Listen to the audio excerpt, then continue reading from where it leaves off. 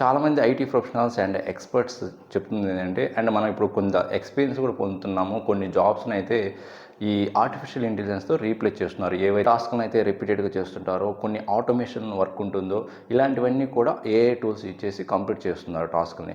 వీటి వల్ల కొంతమందికి జాబ్స్ లాస్ అవుతున్నాయి, అది చూస్తున్నాము. మరి ఇంకొంతమంది అంటున్నారు మీకు ఉన్న జాబ్స్ పోయినా కూడా న్యూ జాబ్స్, లక్షల్లో జాబ్స్ క్రియేట్ అవుతాయి అని అంటున్నారు. కానీ వాటికి కొంత టైం పడుతుందండి.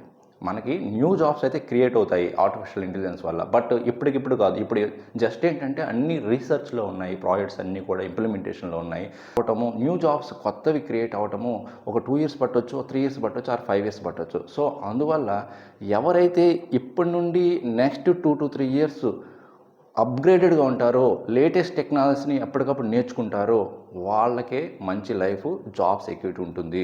ఆల్రెడీ ఆల్ వర్కింగ్ ప్రొఫెషనల్స్కి అయితే కొంత రియలైజేషన్ అయితే వచ్చింది.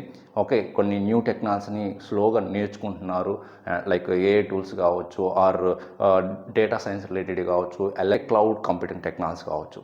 సో ఇప్పుడు చేయాల్సింది ఏంటంటే ఆల్ వర్కింగ్ ప్రొఫెషనల్స్ ప్రజెంట్ స్కిల్స్ని ఫోకస్ చేస్తూనే అడిషనల్గా ఏఐ టూల్స్ కానీ, ఏఐ టెక్నాలజీ కానీ, ప్రాంప్ట్ ఇంజనీర్స్ టైప్ కానీ, ఎల్ఎల్ఎం టైప్స్ కానీ, and deep learning, machine learning కానీ, డేటా సైన్స్ రిలేటెడ్ టాపిక్స్ని అడిషనల్గా కొంత నాలెడ్జ్ అయినా, హ్యాండ్స్ అండ్ ఎక్స్పీరియన్స్ తెచ్చుకోండి. ఇప్పుడే మీకు జాబ్ సెక్యూరిటీ ఉంటుంది నెక్స్ట్ 2 to 3 ఇయర్స్.